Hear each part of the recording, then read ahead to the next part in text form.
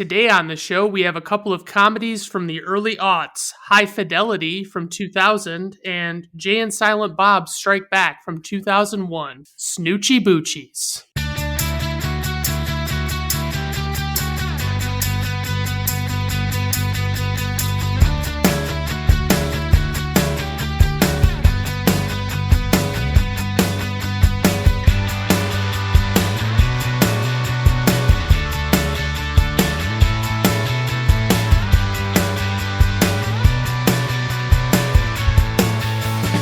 All right, everyone. Welcome to Brandon at Random Reviews. I am your host, Brandon Griffiths. Thank you for stopping by. I do appreciate it. Today on the show, as I mentioned, we've got a couple of movies, but I also have a special guest today. My brother-in-law, Dan, is with us. Hello, everyone. Happy to be here. All right. So, we talked about this. I was hoping we could talk a little bit about something ahead of the movies. Just basically in the spirit of High Fidelity, doing our top 5 shows that we'd like to check out. So I guess if we each take turns doing one, if you want to lead off with one. All right. First one I'll mention is a show that I actually watched the first episode, but I haven't gone back to it yet, and I really want to go back to it. It's that new Sandman show. I think it's on Netflix, I want to say. Yeah. I don't know. I've heard one of those stories I've heard for years about how brilliant it is, but I've never actually read the books, and looking forward to diving into that one.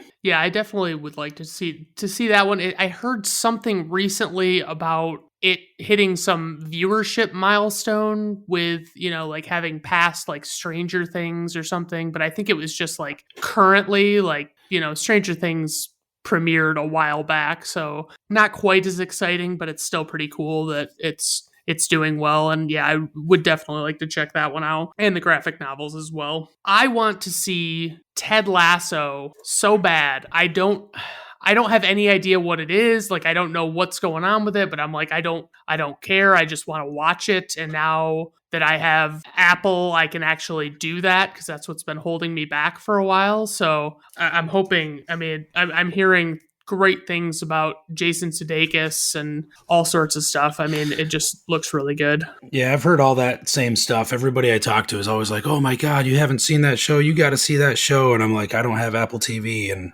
I don't really want to get Apple TV just for one show. Right. Well, now you have access, so that's exciting. Yes, it is. I'll have to add that as number 6. Yes, there you go. So there's also, go ahead with yours. I'm sorry, I'm getting ahead of myself. Well, speaking of Apple TV, so as I was looking through my to watch lists and putting this list together, I came across Beatles Get Back, the 3-part documentary that Peter Jackson made. I don't know if that counts because it's just like a little mini series, but I added that because the only reason I had not seen it was because I thought it was on Apple TV. So when I was looking through the services that I had for stuff to include, I was like, wait a minute, I could have watched this the whole time. So that's now on my list. What is it actually on? It's on Disney Plus. Oh, what? That's the last place I would have expected you to say. Right? Okay. Yeah. Right. Wow. So I would like to check that one out as well. That does. Yeah. Lucky me. Right. I've got another, and let me be clear, miniseries, docuseries, those totally count as shows we want to see. That there's no doubt in my mind that that's completely kosher to say. Another Apple TV one that I'd like to see is called Severance with Adam Scott. And again, I assume it's something about a corporate office drone of some sort, but I don't really know. And I love Adam Scott, so I would give just about anything with Adam Scott a shot. Oh yeah, he's good in everything. What was the name of that show he was in on in his Party Down? That's the one. I knew you'd know. So good. I love Dan that Marino show. And Lizzie Kaplan and a whole host of others. Such a good show. Absolutely. Okay, so what do you got over there? What's next on yours? The next one on mine, this is also kind of I'm not sure if it's a legal entry, but it's specifically Stranger Things season 4. Have not gotten around to watching season 4 yet, and I can't wait to do so, but we just haven't gotten to it. We've been finishing some other stuff. So the series the season finale of What We Do in the Shadows was this week. So once that's behind us, maybe we'll dive into Stranger Things season 4. That'll be That's next, maybe. that's fair. I could see that. I definitely need to catch up. I'm like 2 seasons behind, and I had all this time between Mm. when they premiered. So like I think I watched the first episode of the 3rd season, and it was like super duper. Like I know that's a whole Stranger Things thing to be like referencing movies from the 80s and stuff like that, but it seemed like it was getting a little heavy handed. But I need to just give it a shot and not be me Yeah, about it. the first 3 seasons were fantastic, and I always wonder in those sorts of period pieces, Mhm. when they do that, when they episode 1, they're like just super heavy handed with the references. It's almost like they want to beat it into you that just in case you forgot, we're not in 2022, we're in 1980, whatever, So Right, like, there's no exactly. doubt. Yeah, yeah, exactly. Yeah, I could agree with that. All right, what's your next one? My next one is The Boys. I still have not seen The Boys at all on I haven't seen Amazon. that either. And I've heard people say really good things about it, and it's like a really really cool idea for a show, and just basically kind of like what would happen in real life if superheroes existed, and like how they would sell out, and this, that, and the other thing. But You mean they wouldn't only use it for good? apparently that is what this show is asserting. I don't know if I can agree with that. I mean, obviously all superheroes are purely good, so I don't know how I've they never could. known anyone with an inordinate amount of power to try and abuse it. So, No, no, no. That's that. Why would that happen? Okay. right. Yeah. Okay. All right. So the next one on my list is Lovecraft Country. I forget which service this one's on. I want to say HBO Max, but it's like it's a nod to H.P. Lovecraft and Lovecraftian horror, but it's set in like a modern age, I think, in a Black community. I don't know a whole lot about it other than it looks pretty cool. I like the reference, and I always thought it looked interesting. I just never, again, it was one of those I never got around to peeling into, but I'd like to. Yeah. I don't know if I've heard of that one. Like it doesn't sound familiar to me, and yeah, I don't know what streaming service it would be on because of I'm that. pretty sure it's HBO Max. Okay. So my next one is, and this is kind of, I don't know if this one counts in my own realm. I don't even know if this counts, but I'm gonna say Daredevil Born Again is a show that's supposed to be happening based on the popular comic book by I can't remember who did that Is it comic going to be book. the same cast as the other Daredevil show they did on Netflix? It's gonna have Charlie Cox, and it's gonna, as far as I know, it's gonna be mostly the same cast. I don't think they're recasting anybody. I don't know who, or I don't even remember that story that well to remember what happens in it. Yeah, I don't think I But ever watched the last season or two. That whole Marvel Noir series they were doing on Netflix, I really liked it, but then I watched the first several, and a couple of them weren't that good, and then it just yeah, became a bit much because they're like 13 episode seasons, and each one felt like it was 6 episodes too long. right. Like there'd be That's my thing. Is I'm kind of hoping if they can start anew and do it right, like because that I'm in the same boat as you. I feel like I kind of got like a little restless watching the original Daredevil, and yeah, it's well, like they get to like a really good culmination in like episode 7 or 8, and then there'd be mhm, like a almost like a part 2 of the season where there's a new even badder bad guy or something, right. and it felt like too much. Right. If they would have, it's funny because if they would have broken it out and just did it like a half a season at a time and just done it like that, but it's like Right. I just felt like, I mean, obviously like with Daredevil it was so dark, and it was so you got a lot of the same things. It's like, oh no, Daredevil got in a fight and he's got to go to what's her name and try and get back into the groove and all that stuff. And like I think I even heard that Rosario Dawson had said that she wanted to be in the show if she could be as her character, Hmm. which would be, The I mean, doctor or nurse or whatever. yeah, right. And I mean, it would definitely be interesting. I'd like to see if they really change it up, if with presumably new showrunners having control over it. I want to see if it's something different. Yeah. All right. My Okay. last one is a show on. I think this one is also on HBO Max, though it might be Hulu. I don't remember, but it's called Our Flag Means Death. and it's got Reese Darby in it, and what's the guy's name? Taika Waikiki or whatever his Oh name is. yes. That Yep. guy. And it's about an old British aristocrat type who falls in with pirates and becomes a pirate, and that's Reese Darby. But he's like a gentleman pirate, and it looks really funny. And he's another one of those people who I'll give a shot anything that guy's doing because he tends to make me laugh. He's from Flight Oh, of the Conchords. You may remember right, him. right. He's so great. I He's the love him. consulate. Yeah. Yeah, he's so funny. So That show is on HBO Max, and it is available now. So if you want to check it out, there's 2 seasons. It looks like out apparently. I'm looking at my app, and it's just kind of difficult to navigate, and I don't want to do it right now. So 2 seasons already. Jeez. yeah, I don't know if maybe my app's getting ahead of itself and it's just saying, well, there's definitely going to be a season 2, so we'll just put that on here, but I don't know. The last one I have is one that you're probably not going to be as enthusiastic about. It's Andor, which is a Star Wars series that's coming out in September sometime.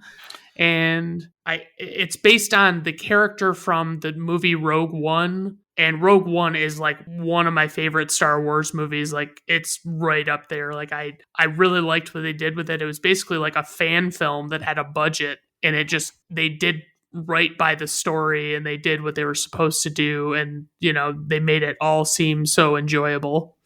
Yeah, I think I saw Rogue One on an airplane because as you're aware, I'm not a huge Star Wars guy. I mean, I don't wish it any ill will. It's just has never really been my bag. Right. So yeah, that one's definitely not on mine. I haven't seen the Mandalorian, which everybody says I got to see, and I'm not don't really care. But right. I did see. I think I did see Rogue One, and I did enjoy it. It could almost not even be a Star Wars movie, but it's still enjoyable kind of thing. Right. If it didn't have the little tie-ins, it could definitely be its own movie. Yeah, for sure. Well, I guess we've gotten through our TV shows, and it's about that time to start in on these wonderful movies that we're covering today.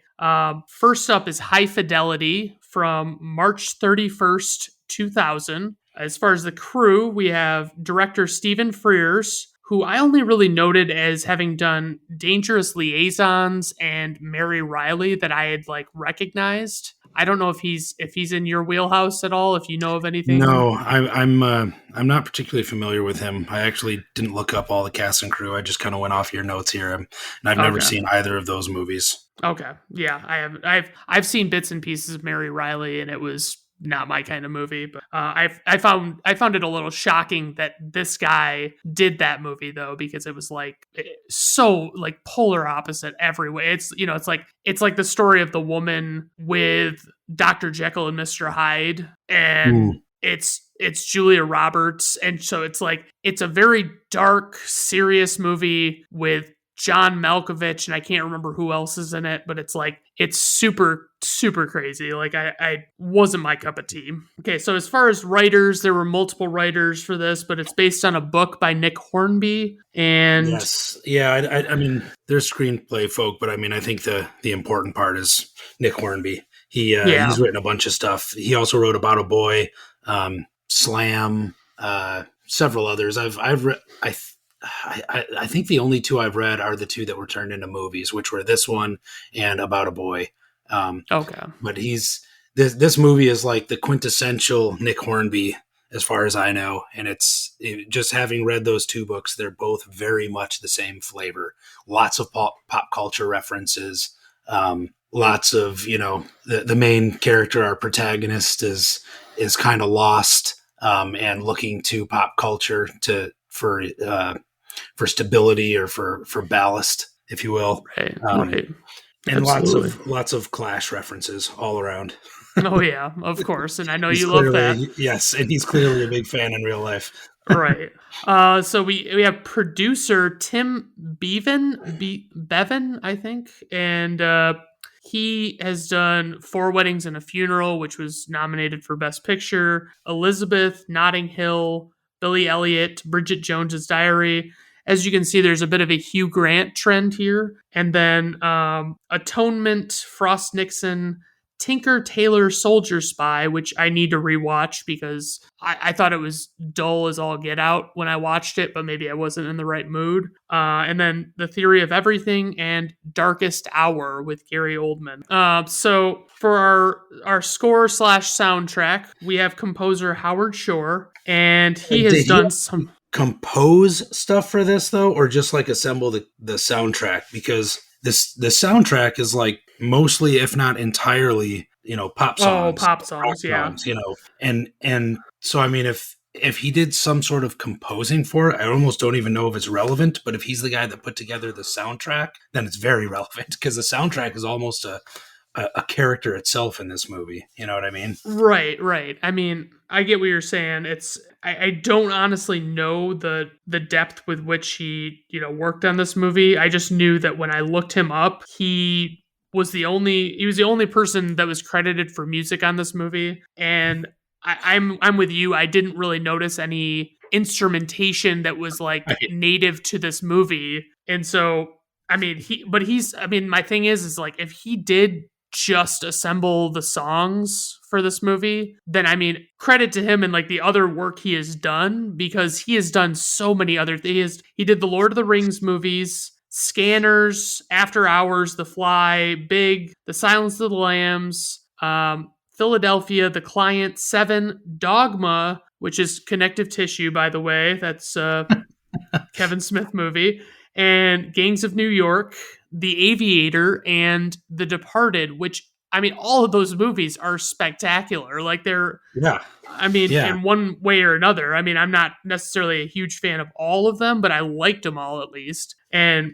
yeah, on IMDb, it lists him as original music by. Right. So I don't know. And I was paying attention to the music. But right, exactly. Same here. I mean, I don't know what the story is there, but yeah, I mean, it seems weird that they would hire somebody with such clear chops to do this if he's not going to do make anything. The ultimate mixtape for a movie about mixtapes.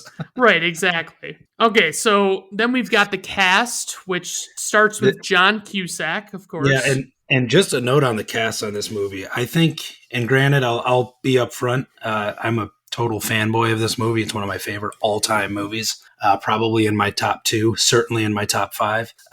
And I am hard pressed to think of a movie that is cast more perfectly from start to finish than this movie. I mean, everybody in it is like perfect for the role they play. Absolutely, I could agree with that. I mean, I haven't read the book, but I would say nobody seems like they're playing against character. Like they don't. I don't know. Nothing seems off about it.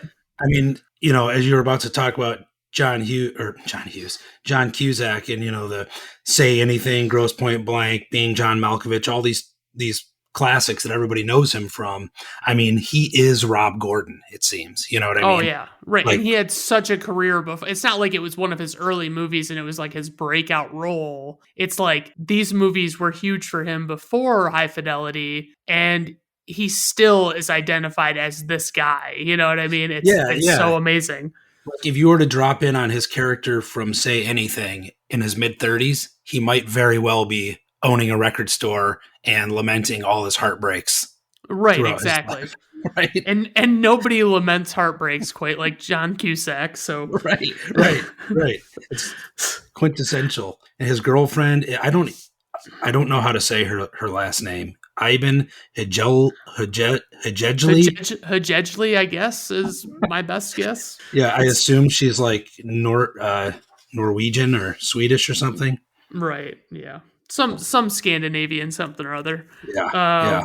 And she plays Laura, and she is the one that he breaks up with to start this movie off. And she's only been in like Defiance, which I guess she's more of a foreign film actress. Yeah, I think she's been on a bunch of stuff in a bunch of foreign films. Yeah, exactly. So I looked at her list and I'm like, it was just, like reading Greek for me. It's just, I wasn't familiar with anything. But I mean, Defiance and Zootopia were the only 2 American movies that I recognized, or at least English speaking movies. And of course, I'd be remiss if I didn't mention that Jack Black is in this movie and he plays Barry Judd. And I love Jack Black in this movie so very much. He is so great. It's perfect. I mean, I next to his name, I wrote brilliant with an Right, explanation point. exactly. He is It's like fantastic. he is Jack Black in this movie. This is the Jack Black character. It's Exactly. It's it's like it was it's made for him. It was written for him. I did watch one of the special features, and they talk about casting the roles of Dick and Barry. And for Barry, they actually pursued Jack Black for like a couple of months and finally got him to agree to do it because this was his first major movie role, as I recall. right, which Um, is that's what I was gonna ask. Is it's like how did they know about Jack Black if he had been in like an episode of the X Files, he had been in like a handful of things, but I guess 2000 he was in some things that he would have I been think he was identifiable already from. in Tenacious D as well, and I believe Okay. they were fairly big, like around LA. And that character that he plays as part of Tenacious D, I mean, the Jack Hmm. Black character, I think had already been established as far as I know. So I mean, he Right. walks into that role, and from the first scene where he walks through the door, it is like Jack Black as Jack Black doing Jack Black things, and he's hilarious every time he's on screen. He really is. I love watching him interact with customers. It's the best. It's Yes, just yes. so More awesome. on that later. Yes, absolutely. Okay, so he was also in Shallow Hal, Orange County, School of Rock, Envy, The Holiday, Bernie, and the new Jumanji movies. Then we have Catherine Zeta-Jones, who plays Charlie, who is an ex-girlfriend of Rob's. And Another perfect casting for the role that she plays. The yes, the pompous, uptight yuppie that later discovers is completely insufferable. She plays it perfectly. oh, she really does. It's wonderful. And also, ever since Mask of Zorro, I always had a little bit of a crush on old Catherine Zeta because Oh, who didn't after Mask of I mean, Zorro? honestly, she's gorgeous. So If you were a teenager when Mask of Zorro came out, there was no way you didn't develop a crush on her in that movie. that's true. That's fair. I'd agree with that. So she was in The Phantom, The Mask of Zorro, as we've mentioned, Traffic, America's Sweethearts, Entrapment, and Chicago, which I still have never seen and probably never will. Not a big musical guy. I'm right there with you on that one.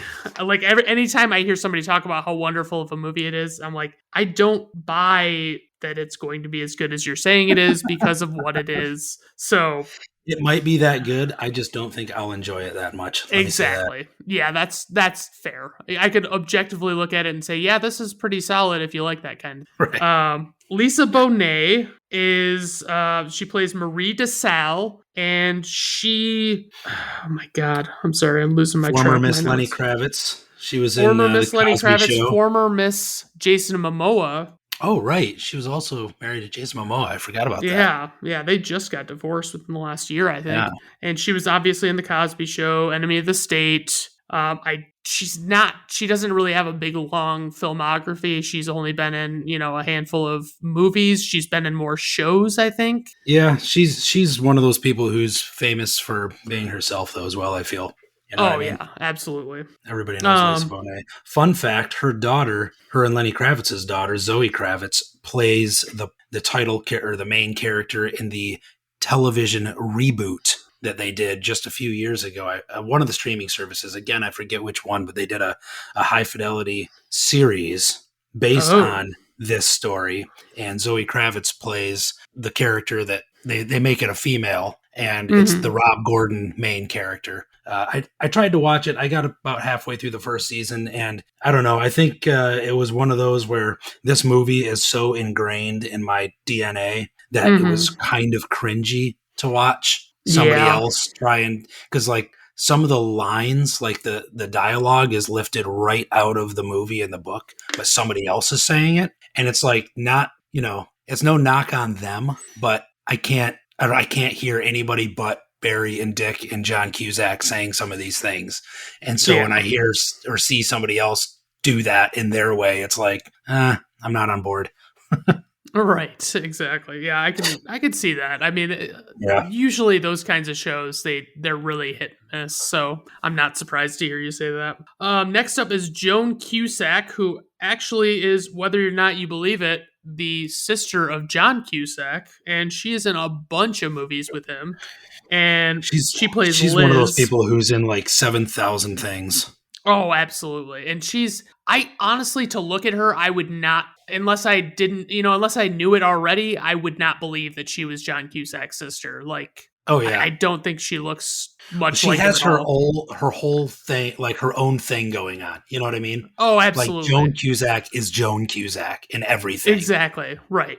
And you Yes, didn't very even much so. list it here, of course, as we mentioned, she's in like 7,000 things. But one of the most criminally underrated movies of all time, Adam's Family Values. She Oh, plays God.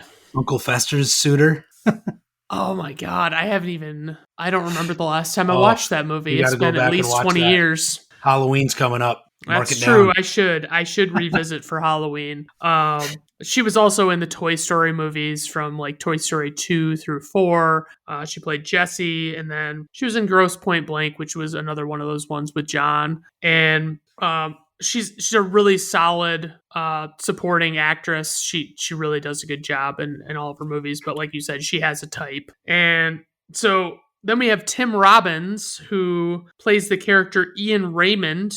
And, I once we get lower on the list, I like to list fewer and fewer movies that people have been in. But I obviously Tim Robbins, The Shawshank Redemption, and Bull Durham. Those are the two I think of with him. I know he has a bunch of others. Yeah, Tim Robbins is a weird one. So honestly, as much as I love this movie, I find it very hard to find things to criticize. Oh But yeah. Tim Robbins would be the one thing I would criticize. And I don't know, I can't really put my finger on why. I mean, Shawshank Redemption and Bull Durham are brilliant movies and he's brilliant in them. But for some reason, there's something about him that I don't really like. And I can't put my finger on it. Yeah. And so when he shows up, and maybe I mean, granted, I'm not supposed to like him in this, Right. but there's something about him that just, it irritates me when I see him. And I Oh don't know yeah. why. I am on that same wavelength. I feel the same way about him. I like a lot of his movies, but I mean, a lot of times I just think I could have gone for somebody else in this movie playing the Right, same right. role, you know? Like, was he really the best choice? I mean, Right, exactly. Shawshank Redemption can't get much better than it is. Right, And but I yet, I can't still help but think that somebody else could have played that role just as yes, well. exactly. So as far as casting notes, just one. We've got Harold Ramis and Beverly D'Angelo film scenes that were cut from the film but can be viewed as extras on the DVD. Ramis played Rob's father, and D'Angelo played a too-tan woman trying to sell Rob her soon-to-be ex-husband's record collection. Yeah, I didn't watch those deleted scenes, but I do recall when I read the book, the Beverly D'Angelo scene here actually is a pretty significant scene in the book. As I recall, he kind of has a revelation during that scene as he's looking through this insane record collection that's like a record store clerk's dream, especially because she's practically just trying to give it to him because she's mad at her ex-husband or whatever. And he Right. ends up like he can't do it. He can't bring himself to take it because he feels too guilty. And there's like mint condition Elvis original pressings and Clash original pressings and all these things in it, and he just can't do it. So I was kind of Right. surprised that that wasn't in the movie in retrospect, even though I read the book later. But I guess you got to Yeah. make cuts somewhere. I I did want to guess I mention though, mean, real quick, and yeah. you might have to edit around this to put this back before the deleted Okay. scene notes. But one character that I'd be remiss if I didn't mention him is the other duo of the musical moron twins, Todd Mhm. Luiso, who has Yes. bit parts in some other things. I don't know that I've really seen him in other stuff. He's not a big star or anything, but he is another person who like physically embodies that character of Dick that he's playing. And Yeah. it's brilliant. One special feature I did watch is John Cusack talking about the casting of him Mhm. and how he was like an assassin when they were filming. And Okay. he got every take on the first take like perfect. And everybody in the cast and crew couldn't stop laughing every time that he did his thing because it was so awkward and perfect. You know what I mean? Right, exactly. Yeah, I mean, it's got to be hard to execute, and if he's doing it that well, yeah. Right, right. So anyway, I couldn't not give him the props that he needs. Right. So, I mean, plot synopsis, I just scribbled one out because this was another thing that my sister Michelle did on a previous episode where, I'm thinking plot synopsis is like a light blurb just really quick run through what the gist of the story is. But Michelle kind of dove in with her plot synopses, like, because I had her write them for them because she's more familiar with the movies. But like, all I put was a record store owner and compulsive list maker who is in the process of a breakup recalls his top 5 romantic splits. It doesn't cover everything that happens in the movie, but it's the basic gist. I would add, and finds himself in the process. Yeah. Okay. Sounds good. I should have added that. Damn. I don't know. Honestly, this movie, like, plot aside, it's one of those movies that the plot itself is almost secondary to me, as the journey of the characters and the references and the world they inhabit, the music. Yeah. Absolutely. I agree with that.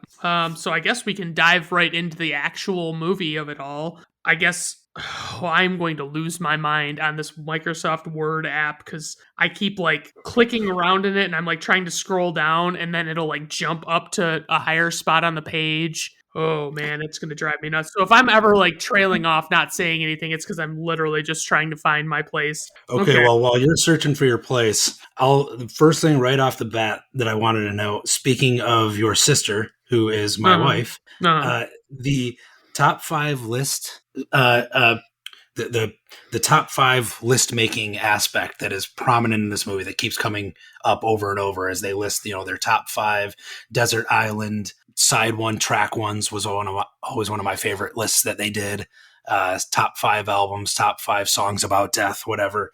The night that I got her number at a bar in Grand Ledge, we were sitting at a table. We had run into each other by chance and were making top 5 lists on the backs of napkins. We were scribbling down top 5 songs, top 5 albums, all that kind of stuff. So it remains one of my favorite pastimes, sitting around on a Friday with friends, drinking, making top 5 lists of bizarre topics. I've always enjoyed doing that.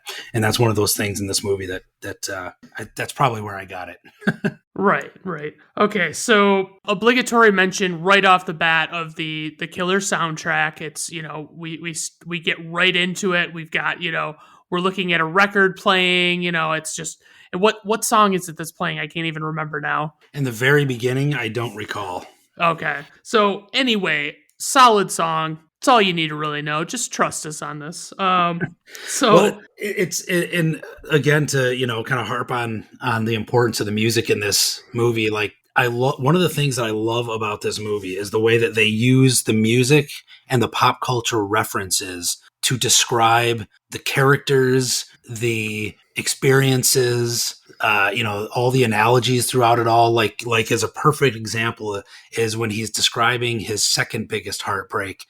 He describes her and paints a perfect picture of her simply by listing her top 5 recording artists. And they're Cat Stevens, Carole King, Elton John, and I think the Carpenters, and I forget the last one. But it's like that alone perfectly paints the picture of that character. And I can picture the person. I feel like I know the person, and that's all he has to say. She was nice. Right. And the whole movie's like that. And that's, it's a really cool thing that they do throughout. And they, as we get the opening credits, we get what I think should have been the tagline for this movie. And I looked it up and it was not a known tagline, is what came first, the music or the misery? Like, that should be the tagline for this movie. That, or what he says right after that, which is, do we listen to pop music because we're miserable, or are we miserable because we listen to pop music? Right, exactly. Yeah, it's like, it's so fucking great. And, his girlfriend Laura's breaking up with him, and he's pleading with her to stay, trying to get her to stay a little longer. And, Rob keeps making these desert island lists, as we talked about. And he starts going through his top 5 breakups. And, it's just very cool to listen to people go through what their favorites are. Because like you said, you learn so much about who they are when they're doing that. Yeah. And I mean, that's kind of one of the underlying themes of the movie as well. Again, going back to that, describing people and experiences by what they're into and what they like. And he even says it flat out at one part of the movie. He actually literally says, and hang on, I wrote it down here somewhere. What really matters is what you like, not who you are like. And I don't know that I Right. entirely agree with that statement, Right. I know but what at the you mean. same time, there is something to it, Yeah, like exactly. if somebody craps all over the Clash, I would almost take it personally, like an attack on my person, if they knew I was super into the Clash. You know what I mean? Right, Like exactly. there's certain things they become a part of you, and that again kind of underlies, going back to that what should have been the tagline, like that sets the stage for the entire movie that follows. Yeah, As he exactly. relates these things back and forth. I even wrote a few other examples throughout the movie. Things Hmm. like when he describes an imposter as someone who shaves their head, then claims they've always been into punk. Or he describes how some things are hard to get over, like the time their band opened for Nirvana. Oh yeah. You never get over that. Or when Dick describes Maria DeSalle as a post-Partridge Family, pre-LA Law Susan Day, but black. There's Right. these references that frame everything over and over and over again, and it's just so brilliant. I can't get over it. Oh yeah, I just love it. I swear to God, I'm gonna lose my mind here. Um, Well, you were talking about the getting to know someone and going over what they like, and as he recounts his tales of heartbreak and past relationships, being able to relate to that. Is that where you were going? yeah, I mean, I was going to break into like him talking about Allison and him just. I mean, I'm trying to think if because I mean the Allison flashback is so brief. It is just this girl Allison. She's quote unquote dating him. I don't even know if he really thinks for sure that they are dating, but I mean they're junior It high was, schoolers. yeah, it I was like mean, the sixth grade version of dating, right, right? right. So it's like he catches her, under the bleachers, making out with some other guy, and it's like that's really brief. And then, the one that the goody good that he talks about is another one that it's like it's very interesting to hear him talk about because it's like it's amazing to think that he puts the one that happened when he was like, junior high school level, he puts those in the top five, like he puts something like that where it was obviously like a crushing blow to his ego way back when. Yeah, well, I think they're, even if they were brief, and what you would think in retrospect, not that significant, they're happening at very, very character forming, significant moments of his life, when he's Right. in seventh grade, when he's in 10th grade kind of thing, like at these pivotal moments of his life, he's having these experiences that are defining who he becomes later in life. Right. Oh, Penny is the name of the next one that he Penny mentions. Okay. Hardwick. Yes. Okay. And so she's, he accuses her of being a bit of a prude and he's just losing his mind because he can't understand why she won't have sex with him. And they've been dating for however long. And it's like he's fed up with it. And it's like, then he finds out later that this girl had sex with some guy after like 3 dates or something. And he's like, why not me? Why couldn't I, have that happen? Yeah, he totally internalizes it. And Exactly. I mean, to flash forward when he finally looks her up and meets her again later, one of the funniest exchanges, well, one of the cringiest and funniest exchanges I think in the movie is his reaction to her reaction when he asks her why she broke up with him. And Right. she reminds him that he broke up with her, and then goes on to like break down into tears and talk about basically how she was date raped after that. Yeah.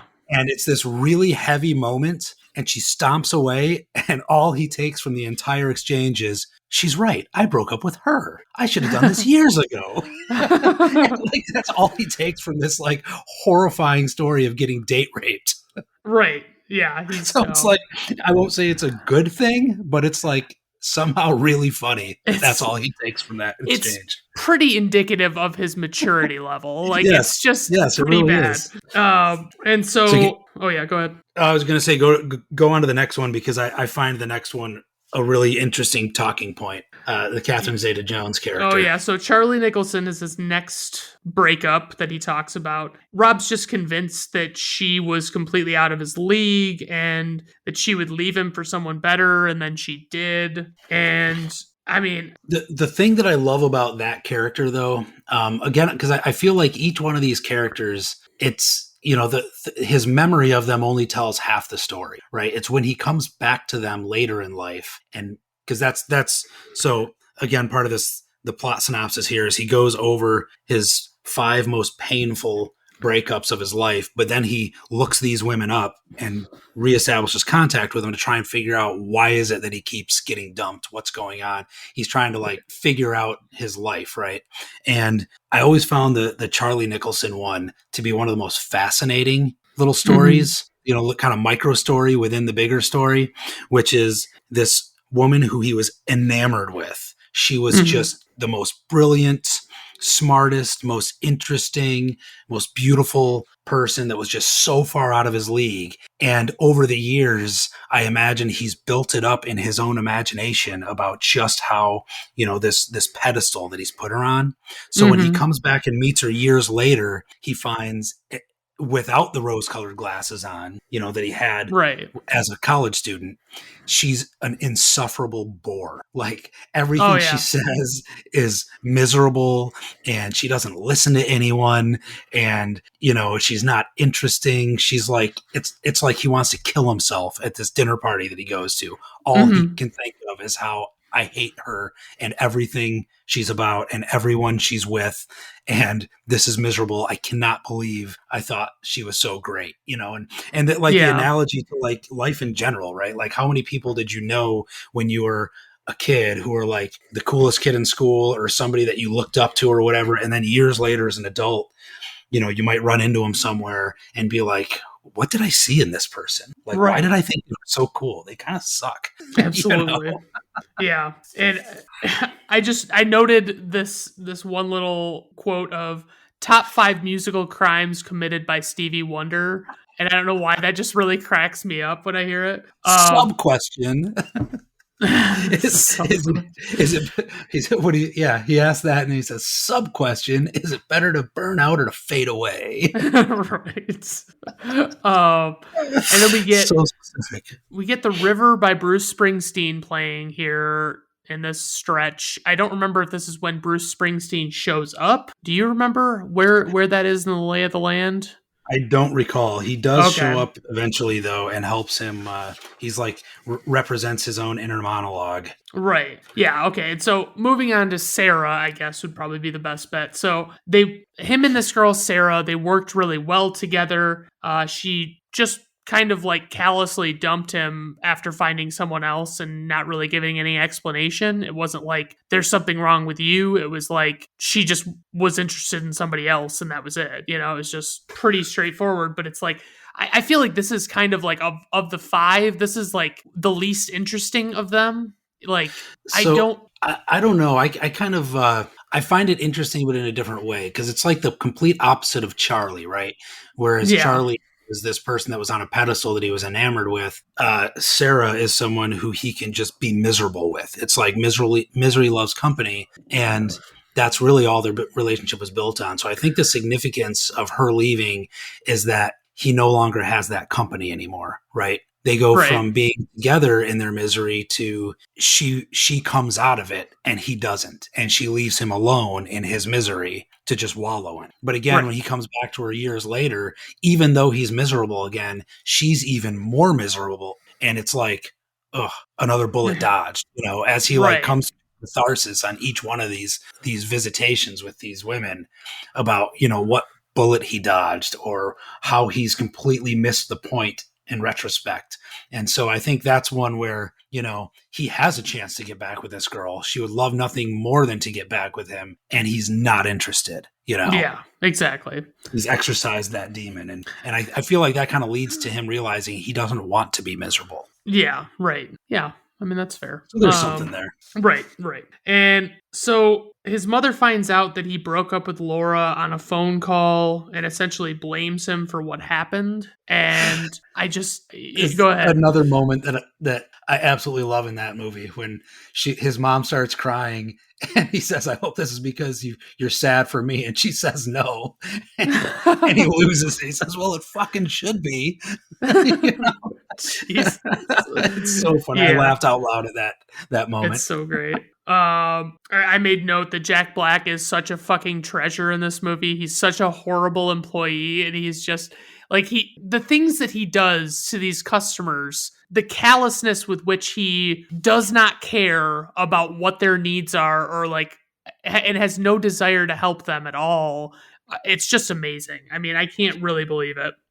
Yeah, I wanted to dive into the record store culture that Okay. is so prominent in this movie because yeah, you're absolutely right. The way that he interacts with customers, both in good and bad ways, like when he makes fun of the dorky middle-aged guy who wants to buy some terrible record for his daughter and he won't sell it to him, and, Right. and the guy stomps out of the store in a huff, or when he's leading the guy around the store, chastising him for not listening to Echo and the Bunnymen, or one of those bands, Right. and then giving him Bob Dylan's "Blonde on Blonde" and like hugging him because everything's gonna be okay, Right. and stuff like that. Like it's one of those things. I mean, as you're aware, I love going to record stores. I have records myself. I love pawing through the bins, and there's something about that record store culture that that discovery of going through the Hmm. bins and pulling something out because of what's on the cover or something.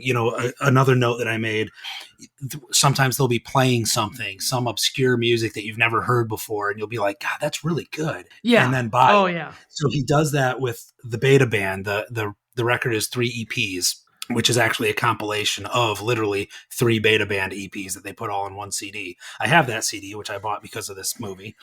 But that experience has actually happened to me in real life, where I've been in Flat Black and Circular in East Lansing, and they've been playing something, and I've said, "What is that? What are you guys playing?" They told me, and then I bought that record right there on the spot. Yes, I have had that happen as well. I mean, they just throw stuff. Sometimes they'll just throw something on. They're just like, "Oh, we just got this in. Let's give it a shot." Like let's see what it is. And I mean, there's been some stuff that I have loved that they were playing, and I'm like, I need to have this. Like this needs to be in my life.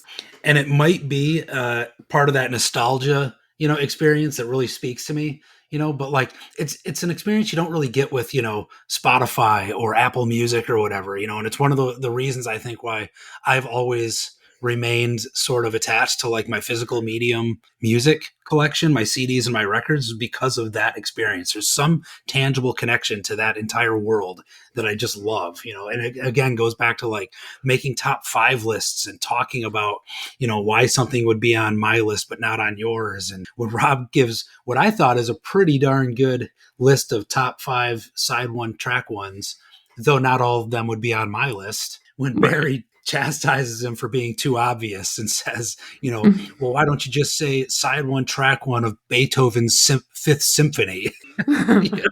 Right. It's so awesome. Oh god. And, Anyway, I love it.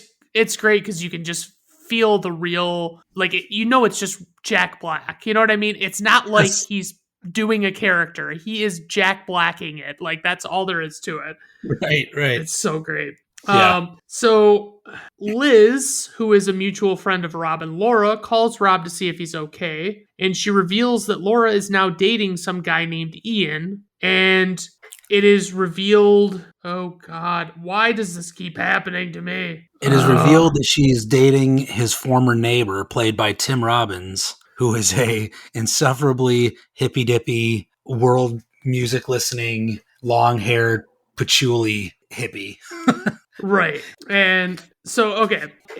Well, we find that out in a fantasy sequence, and then we get Liz just shows up and tells Rob that he's an asshole, presumably after learning something that Laura has told her. And so she's like not on Rob's side anymore at all. She's not being a mediator. She's just she's all for Laura in this situation. But yeah, I mean, it's a great movie. It's it's got a lot of enjoyable parts, and like Dan's saying, it's, you know, it's secondary. The plot is secondary to this movie. It is not really what this movie is about, really. I mean, it is and it isn't. It serves as sort of an engine for his self-discovery and all the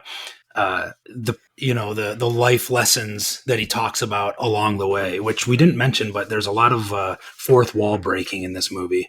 Oh, very much so. Yeah, it's quite a bit. Lots of Rob talking to the camera, even when other characters are in the background or Right. in the scene.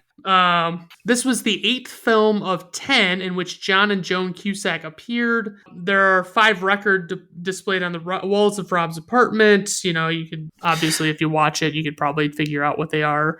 So the trivia thing mentioned that there's presumably supposed to be Rob's top 5 records. I question this, having read the book and knowing what I know about Nick Hornby and John Cusack. I wouldn't be surprised if that's actually the top 5 records of like one of the producers or the director or somebody that they snuck in there. That's probably accurate. But that's just because I've watched this movie 10,000 times and read the book, etc. So okay, so runtime 113 minutes, budget $30 million, worldwide gross $47.1 million, IMDb rating 7.4, Rotten Tomato critic score 91%, Rotten Tomato audience score 90%, personal rating 5 out of 5 stars. This is a classic. This is great. Yeah, 5 out of 5 mixtapes from me. There 100%. You go. Love it. So then we move on to Jay and Silent Bob Strike Back from August 24th, 2001, directed by Kevin Smith. I know you're a big Kevin Smith fan. I am. We have Clerks, Mallrats, Chasing Amy, Dogma, Jersey Girl, Clerks 2, Zack and Miri Make a Porno, Cop Out, Red State, Tusk, Yoga Hosers, Jay and Silent Bob Reboot, and Clerks 3, which is in post-production. I think it's supposed to be coming out like this weekend or this next weekend or something. Yeah, I know it's imminent. He's doing his thing where he like travels the country and goes to theaters, and you can watch it like with him, and then he does Q&A afterward. That's like how he does his these days. Yeah, that's pretty awesome. And I think he's embarking on said tour. So okay. So this is written by Kevin Smith, produced by Scott Mosier, who notably produces a lot of Kevin Smith movies, and Good Will Hunting. He also recently directed the latest Grinch movie. That's a ding if I've ever heard one. Was it a CGI movie that they made not too long ago? Yeah, it was computer animated. Yeah, I think he directed that. Scott Mosier did. Okay, so for the score, we have James L. Venable, something like that. He has only made later Kevin Smith movies and Scary Movie 3, and I think he made like 4 and 5 as well. So not really a huge notable, but I will say that the incidental music in this movie is very fitting. Like it works really well as being like a silly movie, you know, just kind of off the wall comedy. I think it really does. Works well. But on your note about, you know, most of his work just being later Kevin Smith movies, I think it's worth noting and it's very particularly relevant to this movie that we're going to talk about, that is kind of one of his trademarks. He uses the same people over and over again. Oh, yeah. Even to the extent that many of them are just his friends. Like the director of photography for all his movies is David Klein. The producer for all his movies is Scott Mosier. As we get into the cast and crew, this movie, it's all people who have showed up in previous movies. Brian O'Halloran was the main character in Clerks. And at one point, I think his entire filmography was just Kevin Smith movies. And at one point, by the time they made this, there was actually, I recall years ago, there's a little bit of trivia that as of like the making of this movie, he was the only actor that had shown up in every single one of Kevin Smith's movies to date, even as like little bit parts in Mallrats and Dogma and stuff. You have to kind of look for him, but he's there. Right. And on that note, also, I was going to mention when you were listening to Kevin Smith's movies, I think a key point to make here is this movie was made after Dogma, before Jersey Girl. And the reason I think that's important is that if you haven't seen the preceding 4 movies, Clerks, Mallrats, Chasing Amy, and Dogma, this movie will make 0 sense to you. Yeah, You're it thinking, oh, I want to absolutely watch will not. this silly movie. If you I have mean, not seen those four movies, there is I, still comedy to be had. Like there's still funny stuff that's not a direct reference, but yes, most of the there, in jokes are all about Kevin Smith movies. right, and there are jokes to be had and funny moments to be enjoyed. But I mean, I was watching it with trying to keep a sharp eye throughout the entire movie. As granted, it's the first time I've seen it in probably a decade or more. Um, But every single scene features references to past movies. So like there's lines of dialogue, exchanges between characters, pre right, pre-established relationships that you won't understand if you haven't watched those movies. I mean, right, I list it as both a criticism and a bit of praise. Is that on one hand, he plays so much fan service in this movie that I can't imagine it would hold up today to like if some 16-year-old just popped it in because they heard it was funny and had never seen any other Kevin Smith movie.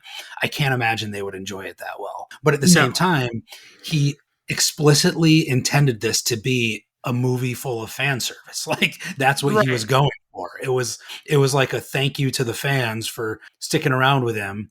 It was supposed to originally be retiring those two characters that had shown up in every single one of his movies. He was kind of wishing them, farewell, and he was going to move on and do other things. So he like completely dove in head first on that fan service aspect of it, and he really like didn't compromise. And I kind of tip my hat to that. Like, yeah, it for the absolutely. fans. Yeah. So as as we get into this, we've got the cast. We've mentioned a lot of the same people playing the same roles. Jason Mewes always plays Jay. Kevin Smith plays Silent Bob, and this was, I think, birthed from Kevin Smith explained it as I can't fucking act, and that's why he said that he created this Silent Bob character is that he didn't have to say any lines, but he could have a part in the movie. Yeah, he And originally wrote the part of Randall in Clerks for himself. He wanted to be the funny Randall character, which was based on Brian Johnson, one of his childhood friends, who also worked at the Quick Stop with him. And yeah, they went to go start shooting, and he realized he couldn't act, so he gave right. himself the Silent Bob role. Right, which he has come around. He's become a much better actor. I've seen him in things here and there, like Die Hard with a Vengeance. He did a really decent job as this like nerdy computer guy that they go to see. But so we've got Jeff Anderson who plays Randall Graves, Brian O'Halloran who plays Dante Hicks, Shannon Elizabeth who plays Justice. And again, those Eliz- last two that you mentioned, Jeff Anderson, Brian O'Halloran as Randall Graves, and Dante Hicks, those are characters from Clerks. So those aren't new right. characters for this movie. Right. And so Eliza Dushku is Sissy, and Ben Affleck plays himself slash Holden McNeil slash Chucky Sullivan. And then, Also from oh, previous characters from previous movies. Holden hmm, McNeil is from Chasing Amy. Chucky Sullivan is from Good Will Hunting, not a Kevin Smith movie, but there's a tie in there as well. yes, there is, most definitely. He plays Um, himself and Chucky Sullivan in the same scene. It's worth noting. It is. And I have heard that like Kevin Smith played an integral part in Goodwill Hunting being discovered as a movie. Like he got it to Harvey Weinstein. He's the guy who pulled it out of the dustbin and kept putting it on his desk until he read it and said, "Wow, this is a really good movie. We should make this." Kevin Smith Right. allegedly kind of made it happen, like Right. got it green lighted. Hence, Um Ben Affleck oh, keeps showing up in his movies for like almost next to nothing because he has this like perpetual favor hanging over his head that right. he made his career. Yeah. And then we've got Ollie Larder, who plays Chrissy, Jennifer Schwalbach, who plays Missy, who is actually Kevin Smith's wife, and then Will Ferrell, who plays Federal Wildlife Marshal Will and Holly, which is apparently a reference to Land of the Lost, where the characters were named Marshall, Will, and Holly. Huh. And I did not know that. And Will One Ferrell of the actually starred in the Land of the Lost movie, like, Oh, he did, didn't he? yeah, which Yeah. nobody saw, but I think that might be one of the few original characters who of someone who wasn't like the actor wasn't in his earlier movies and the character wasn't in his earlier movies. Right. Yep. And That then along with the girl gang, I guess. right. And then Jason Lee, who plays Brody, Bruce, and Banky Edwards. And Also characters from previous movies, Brody being Mallrats and Banky Edwards being Chasing Amy. right. Okay. And so And casting then notes. Oh, go ahead. oh, well, I was gonna say this movie. I mean, leaning into that fan service aspect, there are other appearances by, and I'm just gonna rip through this list here: Matt Damon, Wes Craven, Shannon Doherty, Gus Van Sant, the How About Them Apples guy from Good Will Hunting, Jason Biggs, James Vanderbeek, George Carlin, Carrie Fisher, Diedrich Bader, Chris Rock, Mark Hamill, Jamie Kennedy, Joey Lauren Adams, Trish the Dish, Steve Dave and Fanboy, played by Brian Johnson and Walt Flanagan from the podcast Tell 'em Steve Dave and AMC's Comic Book Men, Morris Day in the Times, Scott Mosier, also in multiple roles, Snowball from Clerks and the Tracer Hater from Chasing Amy, which is the scene that got cut, Jason Lee's ex-wife, Judd Nelson, Sean William Scott. I think I hit them all. IMDb says Alanis Morissette showed up, but I watched really closely and I did not don't see remember her. that at all. Yeah. I even watched the deleted scenes just to see if she got cut and never saw her. The only Right. notable absences were Linda Fiorentino from Dogma, who famously they did not get along at all. Mhm. Ethan Suplee from Mallrats, he never shows up. Either Jeremy or Jason London, whichever one's in Mallrats, doesn't show up. Claire Forlani from Mallrats and Selma Hayek from Dogma.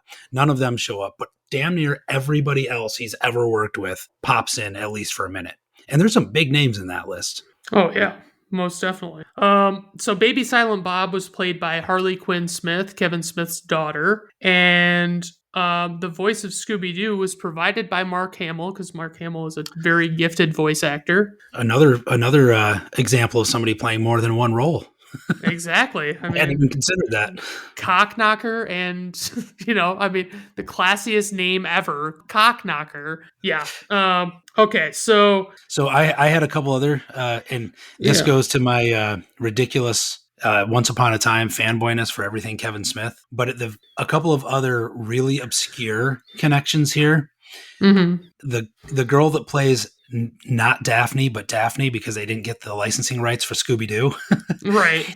is Jason Lee's ex-wife, who Oh, has okay. also played a very bit part in Chasing Amy as Joey Lauren Adams' girlfriend. Oh, okay. Wow, I forgot all about that. Very, very brief little moment there. You already mentioned Missy as Kevin Smith's wife. And the guy that walks out of the quick stop in the very beginning of the movie, when they're like showing the quick stop from the front and the two babies are there, Right. and a guy walks out and just walks down the sidewalk and away, that guy is the guy who played the roofer in Clerks. He happened to be Wow. on set, or he came by as they were shooting, and they threw him in as a little tiny Easter egg. And that's like, granted, you got to like really be into the what's going on to know that, but it's those little Easter eggs that show up over and over and over and over in this movie, in the background and the foreground, and little references here and there, that if you're like a Kevin Smith fan, it's just full of them. So Right.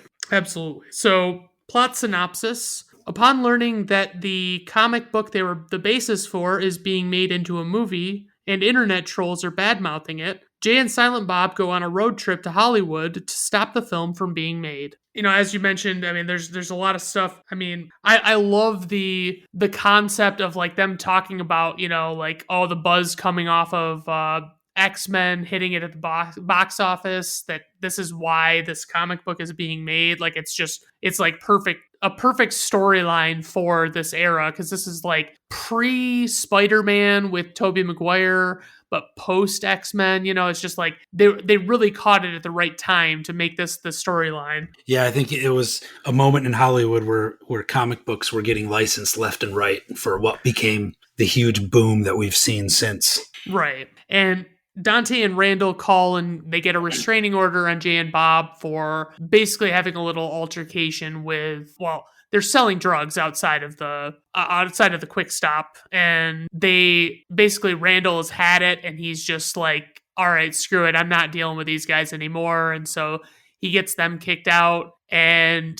the cops come and all that fun stuff.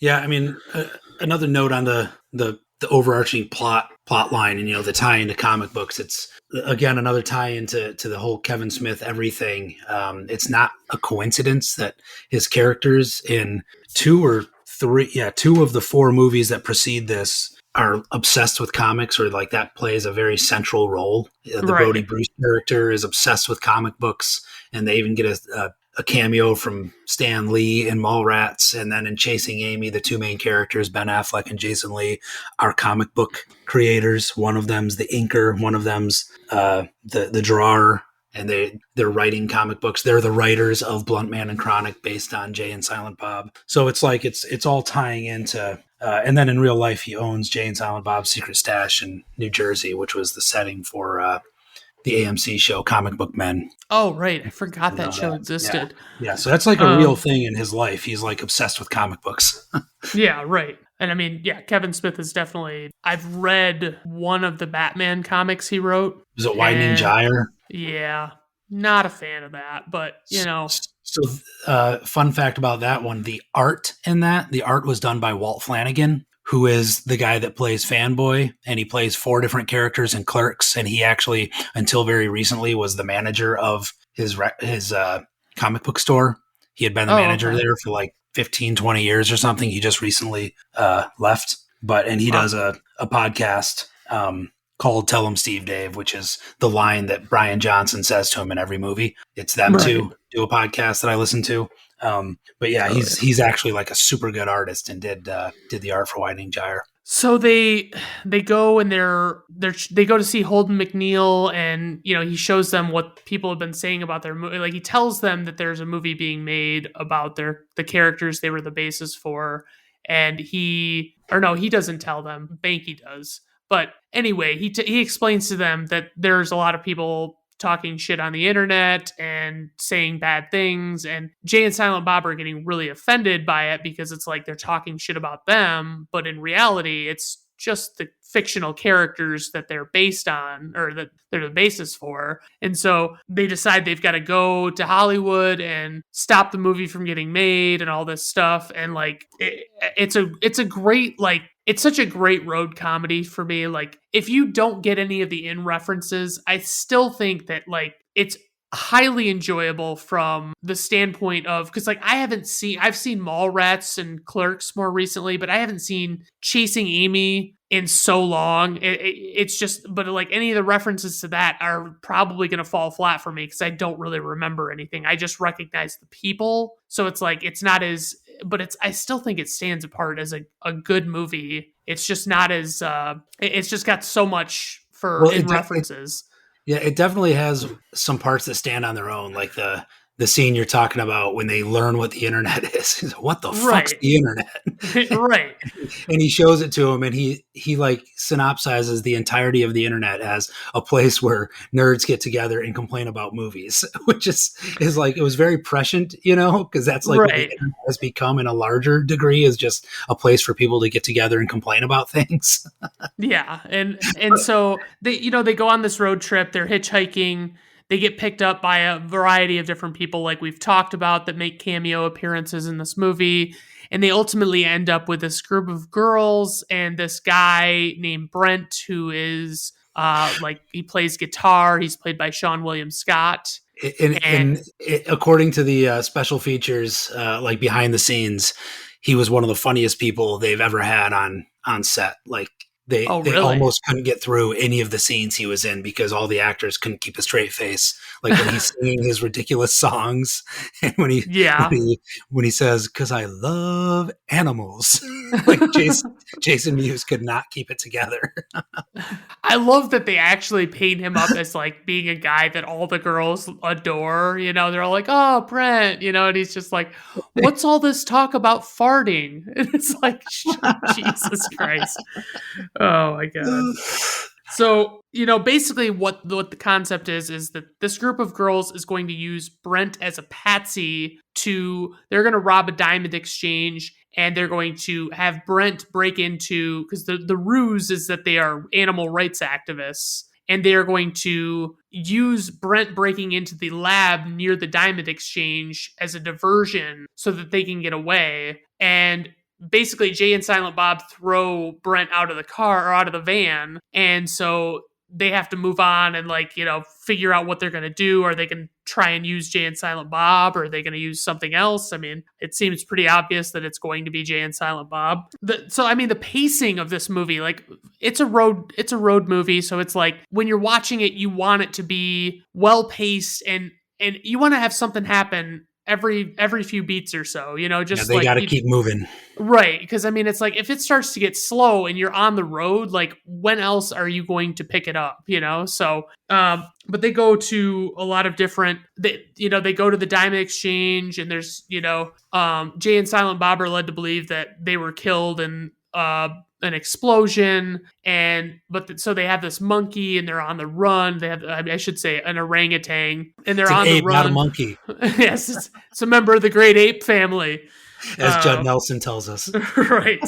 And so they make off. They're running with it, and then all of a sudden, eventually, after a few different run-ins with the law, we have been introduced to Will Ferrell's character, Federal Wildlife Marshal Will Holly, and he is a trip in this movie. Honestly, he is so ridiculous. He's so great.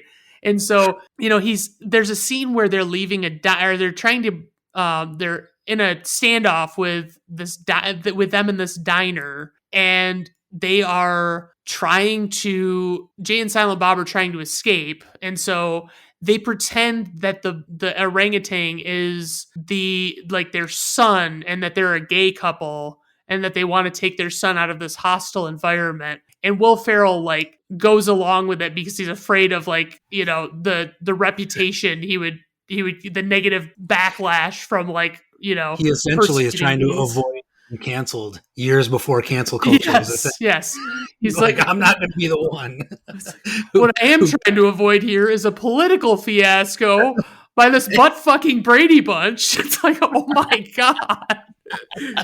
So anyway, Jay and Bob get away from the diner, and then the ape gets picked up by somebody's, some Critters of Hollywood car. And so they take the ape away. And so they're like, we've got to go to Hollywood. We've got to get there. We're going there anyway. And so they get to Hollywood. We see a whole bunch of different movie sets. One that I would be remiss if I didn't specifically talk about here is Good Will Hunting 2 Hunting Season, which is brilliant. It's the most brilliant. It's so great. You get Ben Affleck's got frosted tips, and he's just him and Matt Damon are kind of razzing each other about each other's careers and stuff. And they're so priceless in this movie. I just fucking love them. And I'm trying to think if they're, the original guy that they run into in Good Will Hunting appeared on this movie. Guy. Yeah. Yeah. The How About Them Apples. Yeah.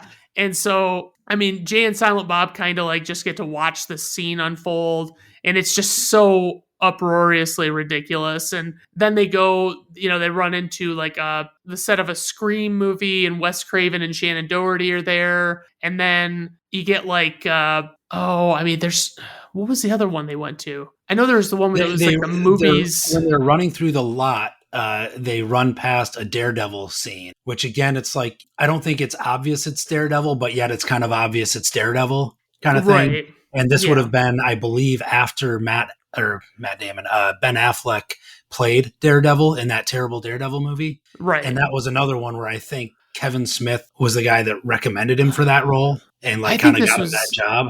Did you say you thought it was before? I thought it was before. Is it not? Yeah, this movie was before for sure. Because I think Daredevil was 03, 04 maybe. Oh, okay. Then the timeline skewed there. That's my mistake. I thought Daredevil had.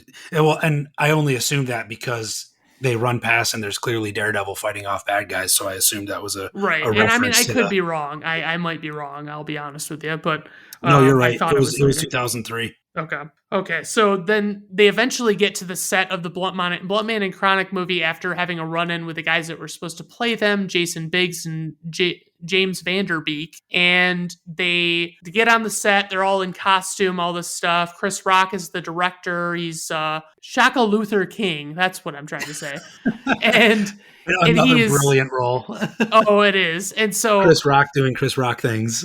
right. And then, the bad guy Cockknockers played by Mark Hamill. And, this is where we get the final showdown because the justice has decided that, she can't let Jay and Bob take this fall for this. So which by the way, that's one of those weird things about this movie that I've heard Kevin Smith did on purpose, was there is absolutely zero reason whatsoever throughout this movie that Shannon Elizabeth's character should have any fondness at all for Jay, right. At all. They never give you a reason why it's she very likes completely unearned. She's just enamored with never him. Speak to her. He's right. He's himself the whole time, but he was cognizant of that and he did it on purpose. He wanted, whereas his previous movies always had some thread of a dramatic relationship driving a character. Yeah. He wanted to make this one in a way where there is absolutely no reason that they should be having this connection, and it's absurd and doesn't make any sense, but she loves him anyway. Wow. Yeah. I mean, it's pretty ridiculous. I kind of wondered that myself a couple of times, but yeah, I mean, that's the gist of it, there's a big showdown, and then just a little bit of, I guess, closing thoughts on the movie as far as, just wrapping up the plot. I mean, I would say I think that the movie is a sound movie. I think that a drawback to it is the influx of in references are so difficult to understand if you don't know the movies. And it's it kind of takes it away because it's I feel like I almost need to rewatch Kevin Smith's movies all over again before I watch this one to understand what the hell I'm looking at. And that's my only real gripe is it's what he was going for. So I can't really be that upset with him. It's kind of what I said earlier. It's on one hand, it makes the movie not age so well because the odds that someone has seen a newcomer to this movie has seen the predecessors is going to be less and less as time goes on. But at the same time, it's exactly what he was going for. It was the whole point. The other notes I wrote down for kind of final thoughts were, so I definitely thought it was funnier the first time I saw it, though the Will Ferrell and Chris Rock characters now in retrospect to me, or all these years later, stood out as the funniest characters to me now. Right. Yep. Also, maybe as you said, Affleck and Damon when they were playing themselves was brilliant. But the other thought I had was there are a lot of gay jokes in this movie, a lot. And I don't know if I feel qualified to say whether or not they've aged well, in this day and age, because I know that Kevin Smith has a gay brother, and I know that, it's not coincidental that gay references or gay jokes make it into his movies. But I don't really feel qualified to say whether or not I think that aspect has aged well. But one thing that I did notice that completely jumped out at me that I would have never noticed before that I don't think has aged well is if you watch the scene with Chris Rock's character makes two separate occasions references the women in his trailer who want a movie part and are willing to do sexual favors for him. Yeah, that's very true. In retrospect, the fact that this is a Miramax movie that is executive produced by Harvey Weinstein. Yeah. I see that now. I have to think that if Chris Rock sees that now, he goes, wish I could take that one back. Yeah, I bet. No, I saw that too. And as far as the gay jokes, I would say Kevin Smith had been criticized when this movie came out about the gay jokes in it, and he essentially just wrote it off and said, I don't mean them insultingly. I mean them to be funny. I'm not trying to insult any gay person or anything like that. Which I don't know. It's the gay jokes are pretty heavy-handed. They're pretty pronounced. It's not it's just an occasional, maybe they're one of those gay couples, and it's no, it's not just that. It's it's yeah, when he said, some of the things that Jay says are definitely I don't know how they wouldn't be taken as being disparaging toward that lifestyle. Exactly. Right. But at the same time, then you see later on when he needs to give Silent Bob a blowjob, to get out of getting arrested by Diedrich Bader, Kevin Smith looks at the camera and admits, "Yeah, I was going to do it." Right. Yeah. So like, exactly. there's these weird little things that he does. But Yeah. again, I don't know. I don't want to be on recorded as saying one way or the other. As feeling qualified for how others should feel that are actually in that community. Right. The word fuck is used 248 times in the movie. It was the first film in which Carrie Fisher and Mark Hamill had appeared together since Return of the Jedi, and neither of them knew that they were going to be in the film together until after the fact. Runtime, 104 minutes. Budget, $22 million.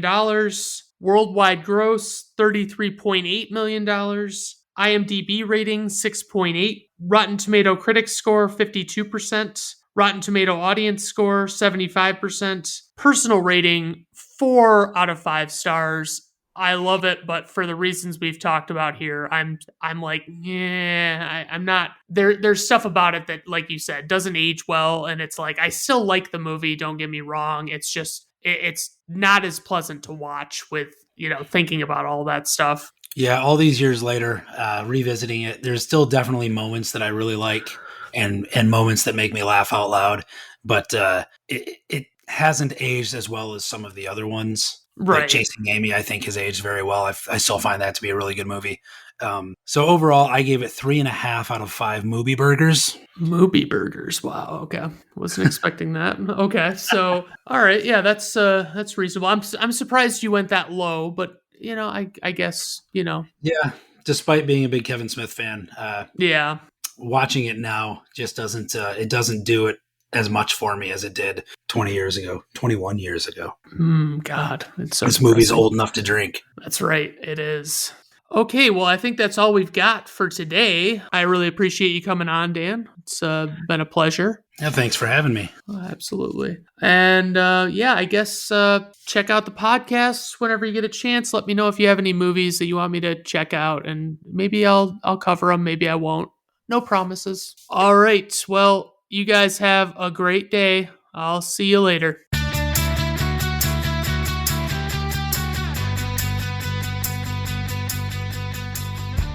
Brandon at Random Reviews is performed, written, directed, produced, and edited by Brandon Griffiths. Theme music is performed by Augusto Diniz from Fiverr.